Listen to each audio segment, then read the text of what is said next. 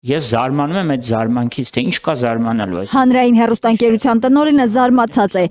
Ինչու են մարդիկ վրդովում, որ հանրության փողերով ֆինանսավորվող հանրային հեռուստաընկերությունը ուղիղ եթերում է ցուցադրում Հովհաննավանքի կարգալույց քահանայի քաղաքական միջոցառումը պատարագի անվան տակ։ Հիմա դուք դա կոչեք fake թե ոչ fake, դրանից չի փոխվում, որ այնտեղ ինչ որ իրադարձություն է կատարվում, եւ հանրայինն էլ պարտավոր է անդրադառնալ դրան։ Իրադարձությունը լուսաբանում ենք, շարունակում է Մովսիսյանը, նրան հակադարձում է ընդդիմադիր պատգամավորը։ Եթե ուղղակի իրադարձություն լուսաբանող եք, ինչու եք շրջանցում ընդդիմությանը վերաբերող իրադարձությունները։ Հանրայինը, որպես հեռուստաընկերություն, այդ նախանձախնդրությունը չի ցուցաբերել մեկնաբանելու, պատկերելու, հանրությանը ներկայացնելու ընդդիմության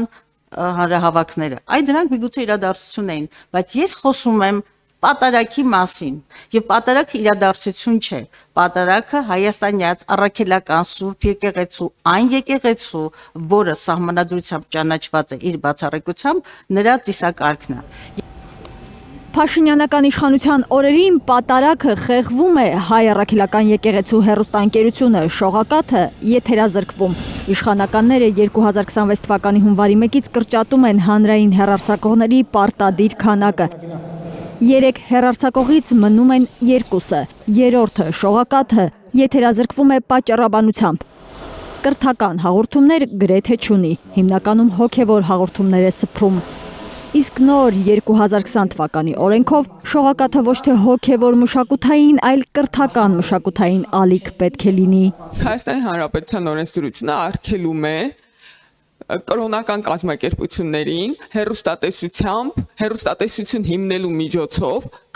կրոնական քարոզչությամբ զբաղվել։ Ինչ պետք է մնացած կրոնական կազմակերպություններին արգելված լինի, իսկ շողակաթին թույլատրված լինի։ Անպատասխան է մնում հարցը ՔՓ-ի 7-ամյա իշխանությունը ինչու հենց հիմա հակաեկեղեցական արշավի ֆոնին հիշեց, որ շողակաթը օրենք է խախտում։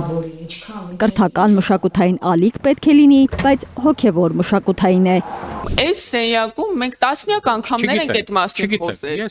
Ես մի բանը որ լսում եմ, ես դրանով զբաղվում եմ, ես անում եմ, նորից եմ ասում։ Մեր կարծիքը անտեսվել է։ Միգուցե մենք մի բան ենք առաջարկում։ Հեռուստատեսության եւ ռադիոյի հանձնաժողովի նախագահը հայտարարում է, ՀՌՀ-ն հաս չէ շողակաթը եթերազրկելու որոշման հետ։ Կարելի էր շատ ավելի արդյունավետ ու ճիշտ լուծում գտնել։